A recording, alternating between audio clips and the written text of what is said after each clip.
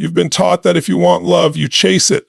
You explain yourself. You work harder to be understood. But the truth is, nothing repels an avoidant faster than the scent of desperation. Tonight, you flip the script. Tonight, you reclaim the energy they once felt drawn to, the energy of someone who knows they are enough. Stop chasing. Stop proving. Stop feeding their fear of closeness by flooding them with more than they can receive. The human heart, especially one guarded by an avoidant, needs to feel your absence to remember your value. That absence is not punishment, it's oxygen. It's the space in which attraction grows back. Tonight is not about them. It's about you stepping into a state they can't ignore. I'm talking about the unshakable energy that comes when you choose joy for no reason, when you stop needing permission to shine. Go laugh with friends, work out, dance in your living room. Do something that makes your soul roar again. Because when they sense that you're full, not because of them, but because of you, curiosity will pull them back. Mystery is your ally. Right now, they think they've got you figured out. They think they know exactly how much you want them, exactly how far you'll go. Change that pattern. Reveal less. Hold back just enough so they have to lean forward. Keep them wondering what's going on in their world that's lighting them up like this. That question is the hook. Match their pace. If they take a day to respond, you take a day. If they share in small bites, you respond in small bites. Not to play games, but to show that you understand their rhythm. This is how you communicate safety without a single lecture. Safety to an avoidant is not you pressing forward, it's you moving in sync. And tonight, I want you to remember your worth. Do something that makes you feel unstoppable. Write down 5 things that make you irreplaceable. Wear that outfit that changes your posture. Speak to yourself as though you are speaking to someone you love. When you radiate self-respect, they feel it, even in silence. When you've done all that, send one small, intriguing message. Something light, playful, or curious, not loaded, not desperate, a spark, not a wildfire. It could be a photo of something you know would make them smile, or a 2-word text that leaves them leaning in, then you walk away. That's it, because when you combine space with self-worth, mystery with safety, you create a pull so strong they won't even realize they're running toward you until they're already there. When you find yourself wanting someone who keeps pulling away, your instinct might be to close the gap, to send another message, to explain yourself one more time to make them see your worth. But here's the truth. Every time you rush toward them, you confirm their deepest fear. That closeness will cost them their freedom. That's why tonight you stop the chase. You remove the emotional weight you've been placing on them, and you give them the one thing their nervous system craves, but doesn't know how to ask for: space. This isn't about playing games or punishing them. It's about breaking the pattern that's been driving them away. Imagine someone standing too close to you for too long. At first, it might feel warm, even flattering. But if they never step back, it starts to feel suffocating. You want air. That's what the avoidant feels when you keep initiating, over-explaining, or pouring all your energy toward them. They can't process connection in constant doses. They need space to metabolize it. And the more you respect that space, the more they start to notice the quiet hum of your absence. Pulling back isn't about disappearing completely. It's about stepping into your own lane and taking your focus off their response. You redirect that energy into yourself. You stop watching your phone for their reply. You stop scripting conversations in your head. You stop sending, just checking in, messages that sound light on the surface, but carry the heavy subtext of, please validate me. Instead, you breathe. You anchor yourself. You let your silence speak for you. Because here's the magic. When you stop pushing, the dynamic shifts. The avoidant begins to notice something missing. They're used to you doing the work, closing the gap, keeping the connection alive. When that stops, they have to decide, do they step forward or do they let it fade? And if you've been showing up consistently in the past, their mind will start replaying your energy, your voice, your presence. The absence becomes loud, the quiet becomes magnetic, and in this space, something else happens. You remember who you are without their constant attention. You remember that you were whole before you met them. You feel your own rhythm again. You start living in a way that isn't waiting for them to show up. You fill your own cup with activities, connections, and moments that make you feel alive. This change in your energy is what they sense, even from a distance. It's not indifference, it's self-possession. Think of it like a dance. If one partner keeps stepping forward while the other steps back, the gap grows and the connection breaks. But if the forward-moving partner takes a step back too, suddenly the space feels balanced. The music changes. The other partner feels less pressure, more curiosity. That's when they can start to move toward you of their own free will, not because they're cornered, but because they choose to. Tonight, the chase ends. The emotional sprint you've been running isn't leading you to closeness, it's leading you to exhaustion. By stopping, You give yourself rest, you give them room, and in that pause, you create the conditions where real desire can grow, because no one begs for what's already being handed to them. They beg for what they feel they might lose. And if you want the avoidant leaning in, you must let them feel, maybe for the first time, what it's like to miss you. The energy you bring into any interaction determines how the other person experiences you. When you approach someone, especially an avoidant, from a place of neediness, insecurity, or emotional depletion, they feel it instantly. Your tone, your words, even your pauses carry the weight of, I need you to make me feel okay. That's not magnetism, that's pressure. And pressure is the very thing that makes an avoidant pull back. If you want them to be drawn to you, if you want them to think about you long after the night is over, you have to elevate your state first. Elevating your state means deliberately shifting your inner world so you're overflowing with energy, joy, and certainty before you interact with them in any way. It's not pretending you're fine. It's choosing to step into a higher frequency where you remember that you are the prize, the source of value, and the one in control of your own emotions. That kind of energy is magnetic because it isn't dependent on them. You're not handing them the power to determine how you feel. You're reclaiming it. Think about the last time you were around someone who was lit up from within, someone laughing easily, moving confidently, and speaking with presence. It's hard not to be drawn to that, right? That's because humans are wired to seek out the person who feels good to be around. If you're waiting for the avoidant to make you feel that way, you're already losing the game. The shift happens when you generate that feeling in yourself without waiting for their input. This is where rituals become powerful. Tonight, before you send any message or step into any conversation, do something that charges you emotionally. It might be working out until you feel your blood pumping and your posture straighten. It might be putting on your favorite music and dancing until you can't stop smiling. It could be calling a friend who always reminds you of your worth, or going outside to watch the sunset in awe. The point isn't the activity, it's the transformation of your state. When you elevate your state, you naturally change your presence. Your voice has more warmth. Your eyes have more light. Your words are more confident because you're not trying to get something, you're sharing something. The avoidance nervous system, which is often hyper alert for emotional demands, relaxes in the presence of someone who is already full. They don't feel like you're reaching to pull from them. Instead, they sense that being around you would feel good, safe, and exciting all at once. And here's the deeper truth. When you hold yourself in this elevated state, you're not just influencing how they see you, you're influencing how you see yourself. You begin to feel less like someone waiting for love to arrive and more like someone who already has love within them. This changes the way you move, speak, and even think. You start making choices that align with your worth instead of your fears. An avoidant can't be convinced into connection by arguments or pleas. They're drawn in by how you make them feel in your presence, and that starts with how you make yourself feel when you're alone.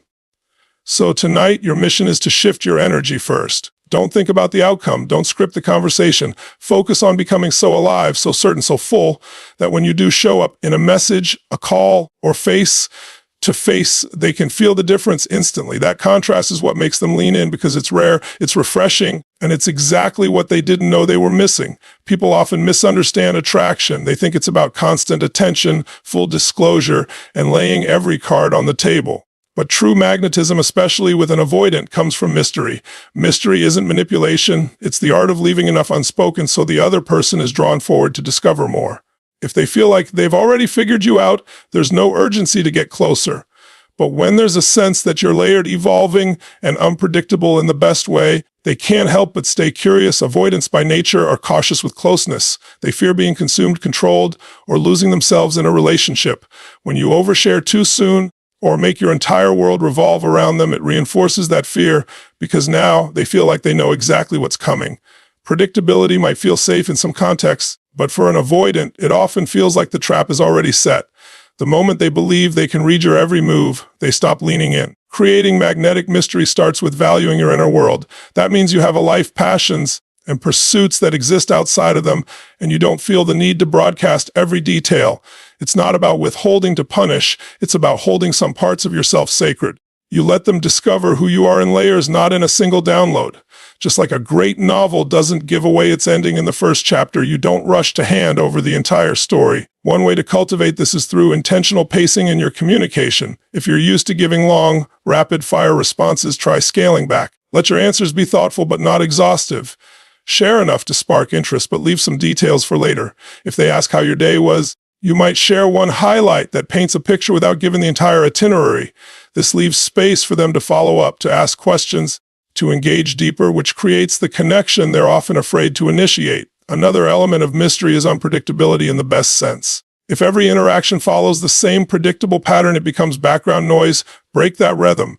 Be the person who sometimes sends a voice note instead of a text, or shares a spontaneous photo from an unexpected place. Show up in ways that keep them thinking, I wonder what's next. This kind of unpredictability doesn't create anxiety. It creates intrigue because it's paired with a sense of emotional stability.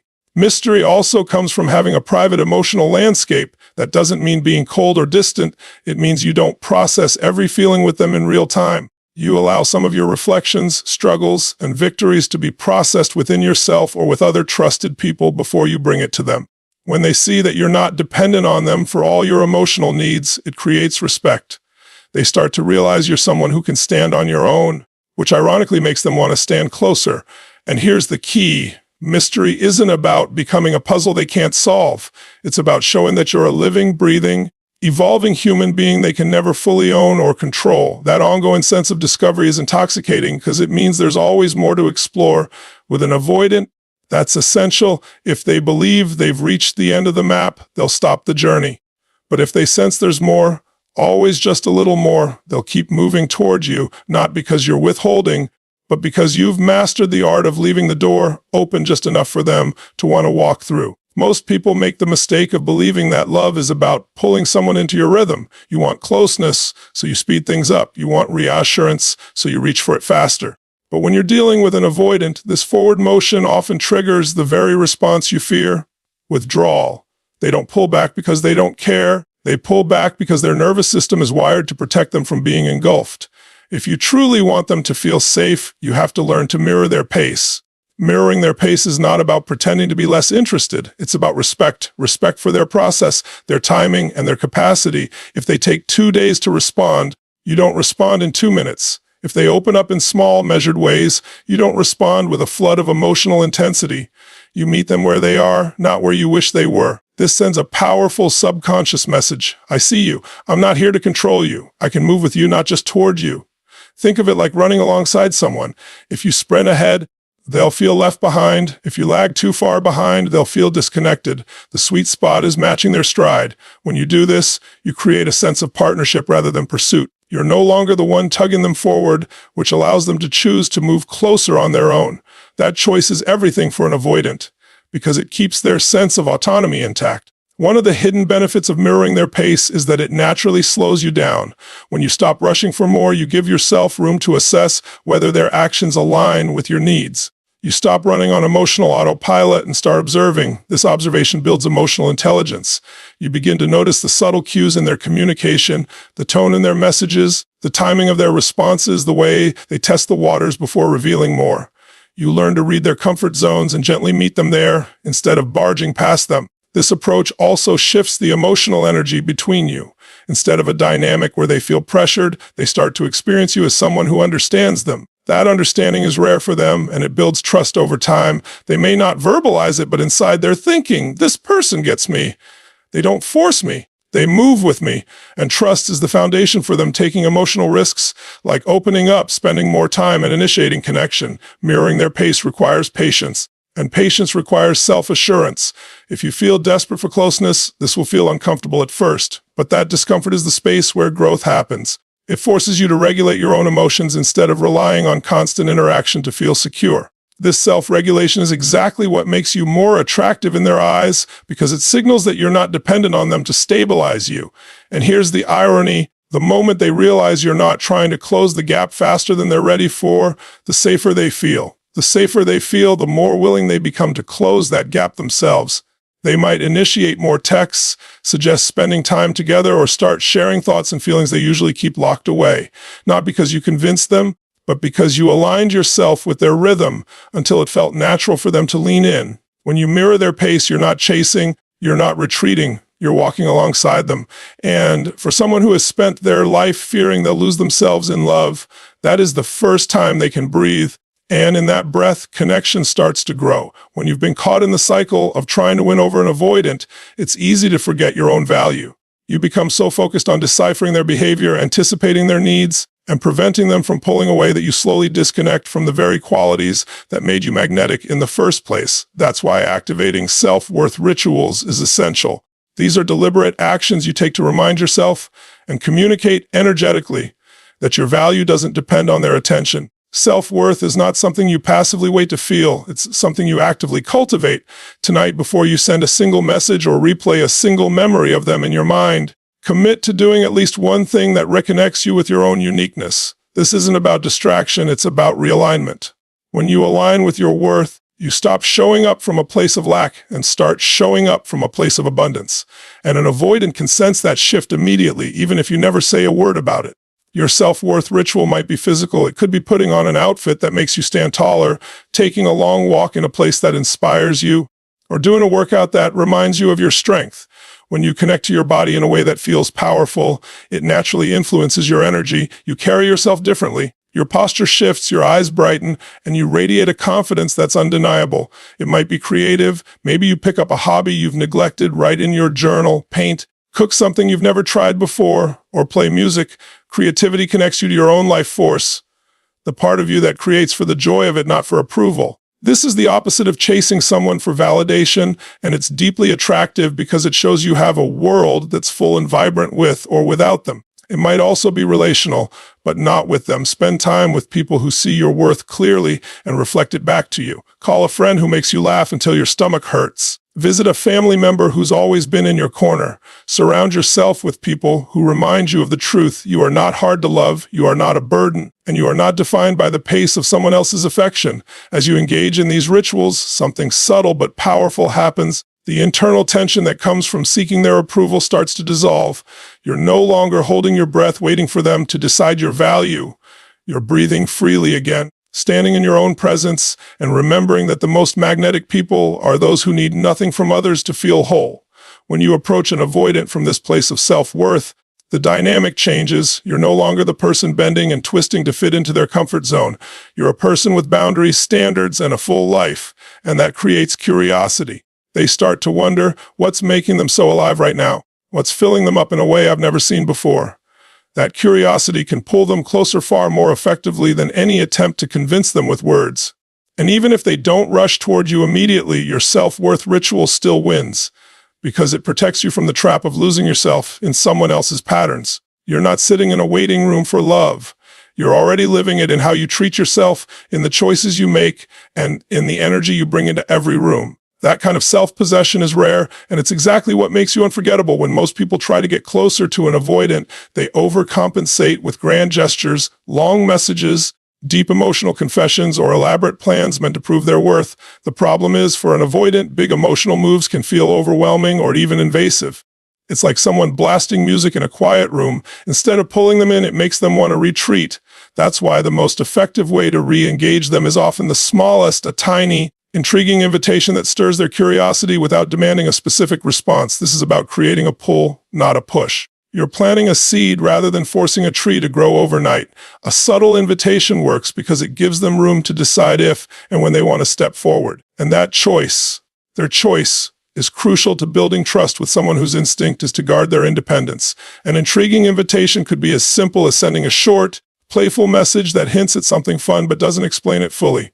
Maybe you text, "Just saw something that reminded me of you," without adding what it was. Maybe you share a photo of a sunset, a coffee cup, or a street sign that has an inside meaning between you. No caption, just the image. These little touches plant a thought in their mind. What does that mean? Why did they send that? And that thought keeps you alive in their awareness. The key is that the invitation isn't emotionally loaded. It's not, "We need to talk," or "I miss you so much, please respond." It's light, playful, unpredictable. It makes them want to lean in, not pull away. Avoidants are far more likely to respond to something that sparks their interest than something that feels like it's demanding intimacy on the spot.